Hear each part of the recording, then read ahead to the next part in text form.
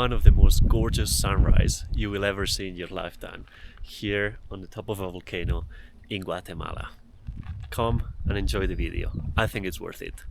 It is just past 6:30 a.m. It's very early. I guess you need to do sacrifices to hike a volcano in Guatemala, I guess. So anyway, we are just finished packing everything. My video about Antigua, Guatemala just rendered and uploaded correctly overnight because the internet here is what it is, so it's not very fast. So if you haven't seen it, go and watch it. It's amazing video, as Donald Trump would say. So yeah, we just finished packing the last bits and pieces, and we are going now to the agency just to start, going to the base camp, let's say, to the start point of the trail. We are approaching now the agency where we booked the tour. I think it's called CA Travelers or CA Agency or CA Adventures, something like that. And we paid about, Maria, how much did we pay? About $100. I think it was 700 quetzal for that. So yeah, I'm not sure how it will be. It was one of the recommended ones. I'll let you know at the end of the video if we're happy with it or not. But look at that, how gorgeous day it is today. It is absolutely beautiful. We could see the 3 volcanoes from the hotel room. So let me show it to you. It is an absolutely gorgeous day. I'm a bit afraid it will be hot when going up, when starting the trail, but it is what it is. Hello, dog. Hello, dog. Are you doing the hike with us? Are you climbing the volcano with us? Yeah, cute dog. You're probably full of rabies. Todas las maletas grandes.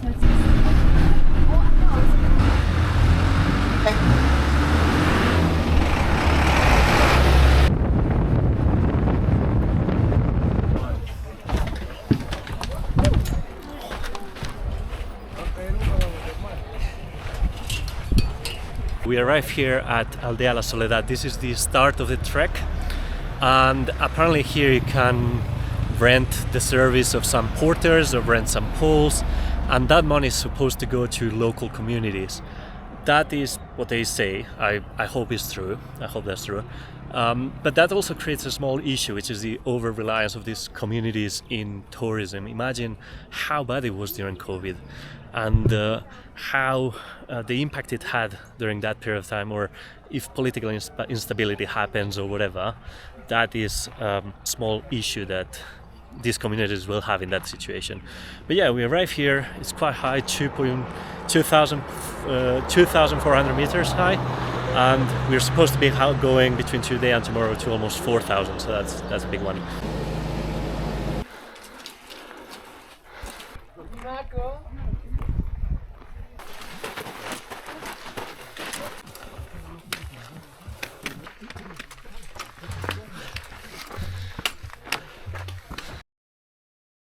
We have been hiking for about an hour now. Let me tell you my first impressions of this of the trek itself.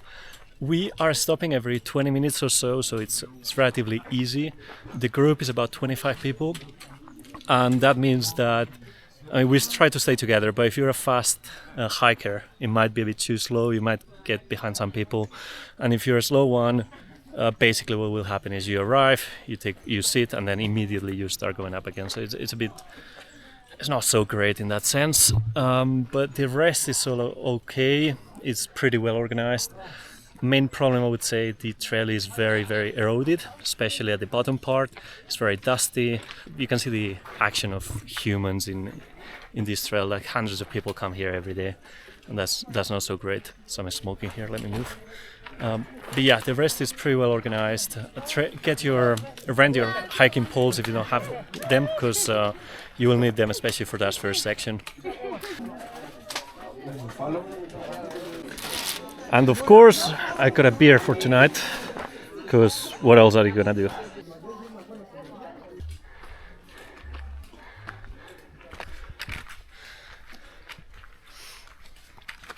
We are officially above 3,000 meters now. So we are stopping now for lunch, and the trail is pretty busy actually. There's tons of people in there. But let me show you something that is also a problem.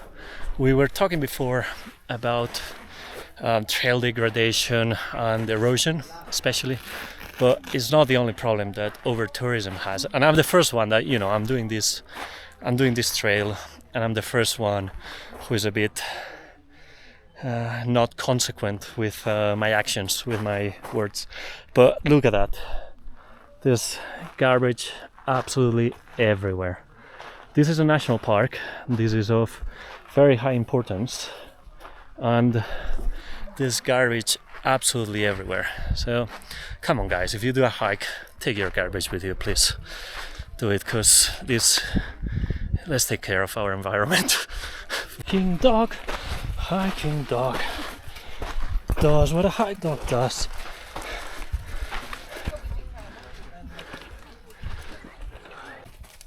Yeah, 4 nights, 3 days.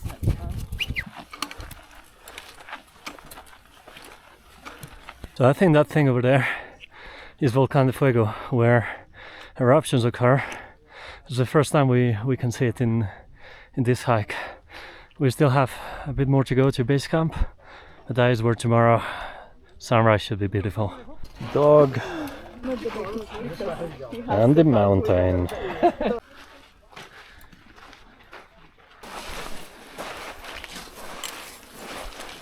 We've made it to the base camp. That is Volcán de Fuego, and these are the cabins we're gonna stay in. I'll show it to you later. And that is a very nice dog. So let me show you our love nest for the night. So there's one bed there, light, roof. That's it. That is where we're spending the night tonight. But that is a view from the volcano. So this is the moment that we were all waiting for. A beer.